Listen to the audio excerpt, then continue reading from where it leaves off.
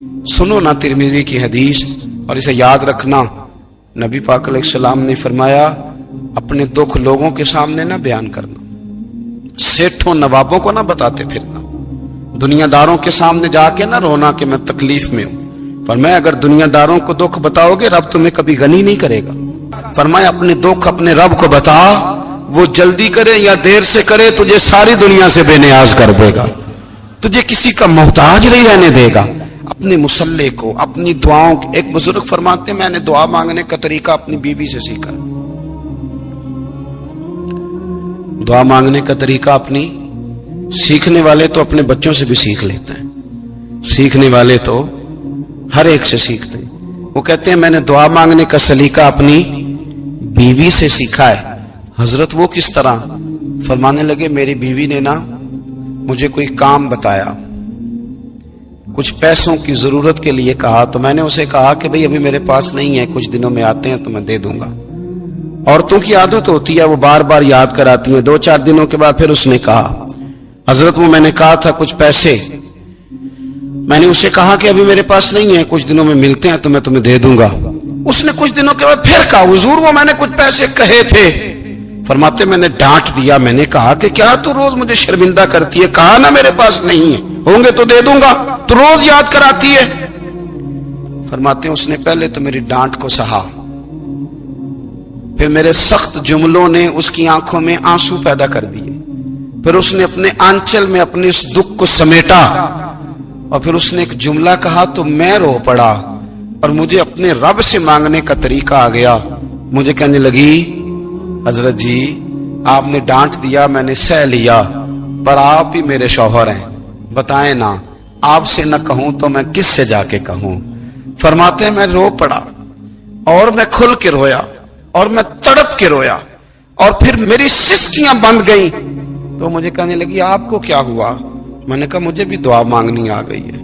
جب میں اسے کہوں گا نا اللہ تو ہی میرا رب ہے, میں تجھ سے نہ کہوں تو میں کس سے جا کے کہوں, میں کیوں کسی بندے سے سوال کروں, میں کیوں کسی دنیا دار سے کہوں, میں تیرے بندوں کا نیک بندوں کا وسیلہ لے کے, تیرے محبوب کی غلامی لے کے تیری بارگاہ میں آئیں, تجھ سے نہ مانگوں تو کس سے مانگوں. سمجھ آ گئی ہے؟ جب میں اس رنگ میں مانگوں گا تو پھر رب میرے اوپر بڑا ہی فضل فرمائے گا, وہ میرے اوپر بڑی رحمت کرے گا, وہ میرے لیے آسانیاں کرے. عزیز دوستو, بہلول دانا رحمت اللہ علیہ بیٹھے تھے تو ہارون رشید حج کر کے آ رہا تھا, تو رستے میں حضرت شیخ سے ملاقات ہو گئی. تو السلام علیکم کے بعد کہنے لگا حضور کوئی حکم ہو تو بتائیے گا. تو حضرت بہلول دانا فرمانے لگے تیرا رب کون ہے؟ اس نے کہا اللہ. تو فرمایا میرا کون ہے؟ کہا اللہ. فرمانے لگے تو بڑا ہی بیوقوف ہے, کیا تو یہ سمجھتا ہے کہ رب ہارون رشید کو تو دے گا اور بہلول دانا کو بھول جائے گا؟ تیرا بھی وہی رب ہے, میرا بھی وہی رب ہے. اس نے اگر تجھے دے کے آزمایا ہے تو ہو سکتا ہے مجھے نہ دے کے آزما رہا ہو. جب اس کی حکمت کے تقاضے ہوں گے تو عطا کرے گا اور دے گا. تو جا اپنا کام کر. بھائی اپنی روحانی زندگی, اپنی عبادات, اپنے وظائف, اپنے روزمرہ کے معاملات, اپنی دعائیں, اپنا استغفار.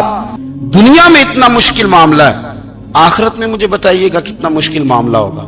میرے نبی پاک صلی اللہ تعالی علیہ وسلم نے فرمایا جو لوگ سورہ ملک پڑھا کرتے تھے نا, سورہ ملک, یہ سورت ملک قیامت میں ان کی سفارش کرے گی, اور اس طرح کرے گی کہ کہے گی اے اللہ یہاں اس بندے کو جنت میں داخل کر دے یا مجھے قرآن پاک سے علیحدہ کر دے. تو رب فرمائے گا جا اس کا دامن تھام کے اسے جنت تک پہنچایا. آپ بات کو سمجھیں, جب آپ کے تعلقات اپنے معاملات کے ساتھ مضبوط ہوں گے, یہ نبی کریم نے وعدہ کیا ہے کہ تو سورت واقعہ پڑھ تیرے گھر میں فاقہ نہیں آئے گا.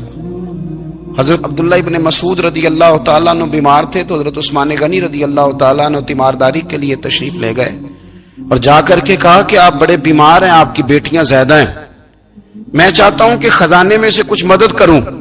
تو سیدنا عبداللہ ابن مسعود رضی اللہ تعالیٰ عنہ اٹھ کے بیٹھ گئے اور کہنے لگے امیر المومنین اللہ آپ کو میری طرف سے, میری بیٹیوں کی طرف سے بہتر صلہ دے.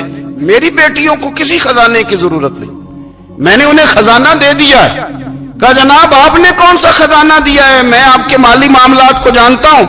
تو فرمانے لگی امیر المومنین میرے نبی کریم نے فرمایا ہے جو سورت واقعہ پڑھے اسے کبھی فاقہ نہیں آتا, میں نے بیٹیوں کو یاد کرا دی ہے، یہ خزانہ میں نے انہیں دے دیا ہے۔ وہ سارے والدین سنیں جو بیٹیوں کے لیے پریشان رہتے ہیں۔ حضرت عبداللہ ابن مسعود نصیحت کر رہے ہیں، فرمانے لگے میں نے سورۃ واقعہ یاد بھی کرا دی ہے، پڑھنے کی عادت بھی ڈال دی ہے۔ حضور نے فرمایا جو سورۃ واقعہ پڑھے اسے فاقہ نہیں آتا۔ کہنے لگے چاند تو اپنی جگہ چھوڑ سکتا ہے، سورج گر سکتا ہے، تارے ٹوٹ سکتے ہیں، پر مدینے والے رسول کی بات غلط نہیں ہو سکتی۔ حضور نے فرمایا فاقہ نہیں آئے گا تو انشاءاللہ کبھی بھی نہیں آئے گا۔ کرنے کا کام یہ ہے۔ حضور نے فرمایا جو فرض نماز کے بعد دعا مانگے اللہ اس کی قبول کر لیتا ہے۔ نبی پاک صلی اللہ تعالی علیہ وسلم نے فرمایا اللہ مسافر کی دعا قبول فرماتا ہے۔ حضور نے فرمایا اللہ مظلوم کی دعا قبول فرماتا ہے۔